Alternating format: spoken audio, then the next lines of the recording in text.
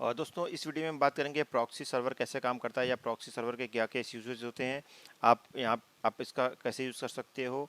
तो दोस्तों proxy server को यूज़ करने की कंडीशन कुछ भी हो सकती है आपके लिए, बट हम यहाँ पे बात करेंगे कि प्रॉक्सी सर्वर की वर्किंग क्या होती है और एक केस यूज़ पे बात कर लेंगे कि इसको कैसे यूज़ किया जा रहा है। तो अभी हम एग्जांपल के तौर पे मानते हैं कि कोई चाइना का यूज़र है और उस चाइना में यूजुअली क्या होता है कि बहुत सारी चीज़ें ब्लॉक हैं। चाइना में एक फायरवॉल है, ग्रेट फायरवॉल जिसको बोलते हैं। उस फायरवॉल ने बाहर की बहुत सी चीज़ों जैसे यूट्यूब, गूगल, फेसबुक और इस तरह के काफ़ी ऐप्स को ब्लॉक कर रखा हुआ है। चाइना के लोग ज़्यादातर इंटरनल चीज़ों का ही यूज़ करते हैं जो चाइना में खुद होस्टेड है, वो बाहर की चीज़ों को एक्सेस नहीं कर पाते। तो इस तरह की वहाँ पे कंडीशन है। तो हम मान के चलते हैं, अभी हम ये इसको इंडिया ये प्रॉक्सी सर्वर को हम मान के चलते हैं कि अभी ये प्रॉक्सी सर्वर चाइना के अंदर ही है। तो अभी जो सिनारियो बनता है प्रॉक्सी सर्वर यूज़ करने का, उसमें क्या होता है कि यूज़र को अगर अपनी आइडेंटिटी को रिवील नहीं करना होता, छुपाना होता है, तो उस कंडीशन में भी वो प्रॉक्सी सर्वर यूज़ करता है। तो उसको बस ये नॉर्मल जो सिनारियो होता है उसमें क्या होता है कि मैं अगर फेसबुक को विजिट करूं एज अ यूज़र, अगर यूज़र ये है, मान लीजिए यूज़र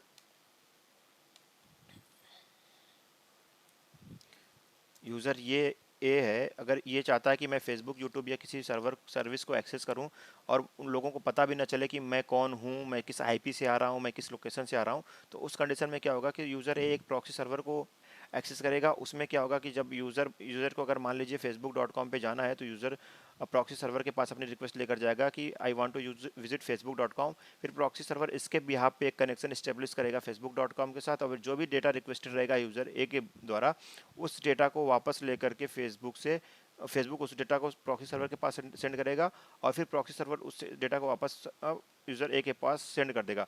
तो इस सिनारियो में यूज़र ए फेसबुक से जो भी डेटा लेना देना होगा वो तो काम कर लेगा पूरा, बट फेसबुक को पता नहीं चलेगा कि ये रिक्वेस्ट किसने की थी। इसको लगेगा कि ये रिक्वेस्ट तो प्रॉक्सी सर्वर से आएगी। हालांकि यूज़र को ये नहीं पता होगा कि ये प्रॉक्सी सर्वर है, बट या हाँ उस ये वो जो रिक्वेस्ट जाएगी प्रॉक्सी सर्वर से जाएगी फेसबुक के .com के पास। facebook.com उसका रिस्पांस प्रॉक्सी सर्वर करेगा और प्रॉक्सी सर्वर उसका जो भी रिस्पांस होगा वापस ए को कर देगा। तो इस तरीके से यूज़र ए की जो भी रिक्वेस्ट होगी, जो भी चीज़ होगी, वो तो पूरी हो जाएगी, बट उसकी आइडेंटिटी कहीं पे रिवील नहीं होगी, किसी को नहीं पता चलेगा कि किसने एक्सेस किया है।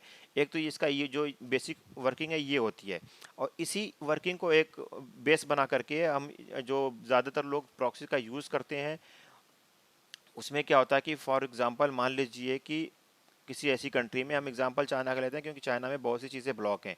चाइना एक ऐसी कंट्री है जो बहुत से सारे रिसोर्सेज जो भी बाहर के हैं उनको चाइना में ब्लॉक करके रखती है। तो अब चाइना में कुछ यूज़र अगर ऐसे हैं, मान लीजिए कि उनको चाहिए कि मैं फेसबुक चलाना चाहता हूँ या मैं यूट्यूब चलाना चाहता हूँ, या अदर कंट्री में मान लीजिए गल्फ में भी कुछ ऐप्स बैन हैं, लोग यूज़ नहीं करने देते, जैसे व्हाट्सअप कॉलिंग या इस तरह की चीज़ें बैन है, आईमो पे कॉल नहीं होती। उस तरीके में भी अगर हम इसका यूज़ करते हैं प्रॉक्सी सर्वर का, उसमें क्या होगा कि मान लीजिए चाइना का यूज़र है, चाइना में फेसबुक, यूट्यूब ब्लॉक है और इसको एक्सेस करना है किसी भी तरीके से, तो उस कंडीशन में यूज़र ए को जो प्रॉक्सी सर्वर यूज़ करना पड़ेगा वो आउट ऑफ चाइना का होगा, क्योंकि अगर चाइना का प्रॉक्सी सर्वर होगा तो जब प्रॉक्सी सर्वर रिक्वेस्ट लेकर बाहर जाएगा तो जो चाइना की ग्रेट फायर वाला वो ब्लॉक कर देगी, क्योंकि नहीं फेसबुक पे तो हम एक्सेस देते नहीं है।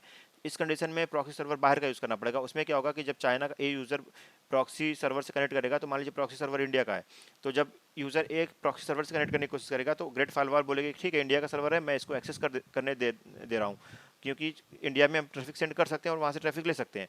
तो ये रिक्वेस्ट यहाँ से सब प्रॉक्सी सर्वर के पास चली जाएगी कि I want to visit facebook.com, but firewall को लगेगा कि ये रिक्वेस्ट तो प्रॉक्सी सर्वर के पास जा रही है, अब ये रिक्वेस्ट को जाने देगा।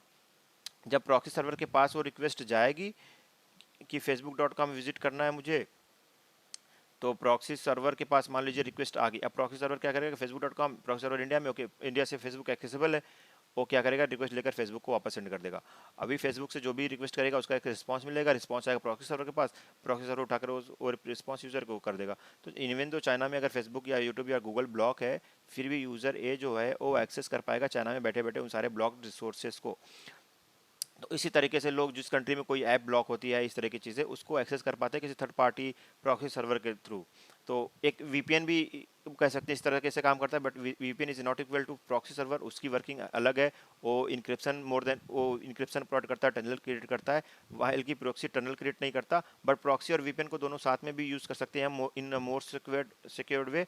बट ये जो वर्किंग होती है ये प्रॉक्सी की वर्किंग होती है। इसमें क्या होता है कि आप रिक्वेस्ट किसी थर्ड सर्वर को करते हो, थर्ड सर्वर डेस्टिनेशन पे जाता है, डेस्टिनेशन से रिक्वेस्ट लेकर के आपके पास आता है, और आप फिर ब्लॉक्ड रिसोर्स को भी एक्सेस कर पाते हो, या फिर अपनी आइडेंटिटी को रिवील किए बिना भी रिसोर्स को आप एक्सेस कर पाते हो। तो दोस्तों ये बेसिक फंडिंग है प्रॉक्सी की। सर इसमें अगर आप लोगों को कोई डाउट हो या कुछ क्वेश्चन हो तो आप प्लीज़ कमेंट में लिख दो। इस वीडियो में इतना ही। मैं आगे वीपीएन और इस तरह की वीडियो बनाता रहूँगा। थैंक यू सो मच दोस्तों।